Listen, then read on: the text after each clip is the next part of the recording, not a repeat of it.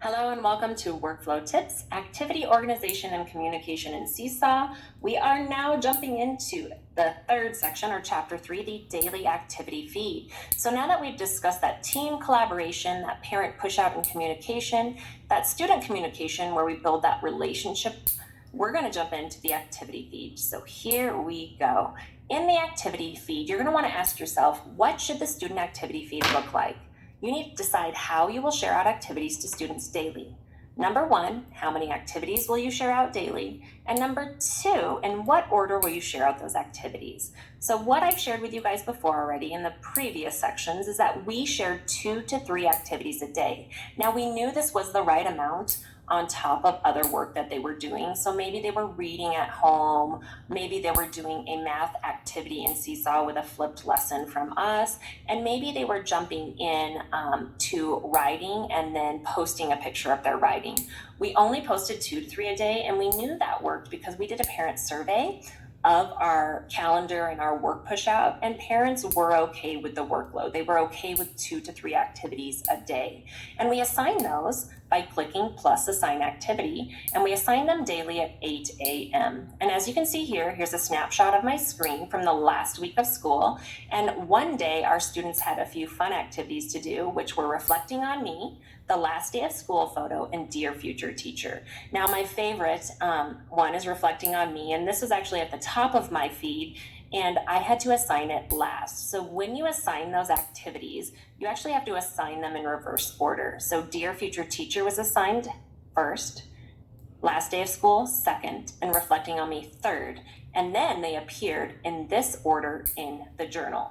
So we're going to look at that really quickly today by jumping into my demo class.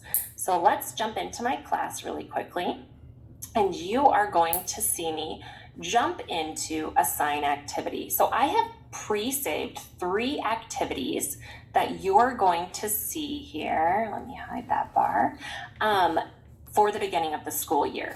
So when we jump in, you'll see activity 1, activity 2, activity 3. And like I said, you have to assign those in reverse order. So I'm going to assign activity 3.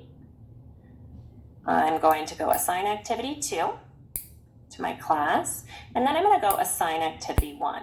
Now I'm assigning those in reverse order, like I said, and they will show up in my class in the correct order. There's activity 1, activity 2, and activity 3. If you have Seesaw Plus or Seesaw Schools, you can schedule those out. So when I would schedule an activity out, I would schedule this one out probably like at 7:55, 7:57, and maybe 8 o'clock right here, so that they showed up in a specific order. Now you might want to know, like, is this what the student really sees? So I'm going to jump into my demo class. I've got a sample student here, Batman, and I'm going to click on his activities. And as you can see, he has activity 1, activity 2, and activity 3 in order. And what I've learned from remote learning is that they really do gravitate to the top activities. So putting them in a specific order is really important. So if you have an activity you really want to see your kiddos do, definitely make sure it's that top one. So you want to assign that one last. Now you're going to see too, he has a 4th activity. It was create a to-do list for a supervillain. Let's pretend that this was a few months ago. He didn't finish it. It's just one of those little items that's popping up. And that can be really frustrating for students. Students who don't finish those activities, especially if you assign it to the whole class, and maybe it's a kid who can't handle that workload, you want to go in and remove those for students. And you can easily do that.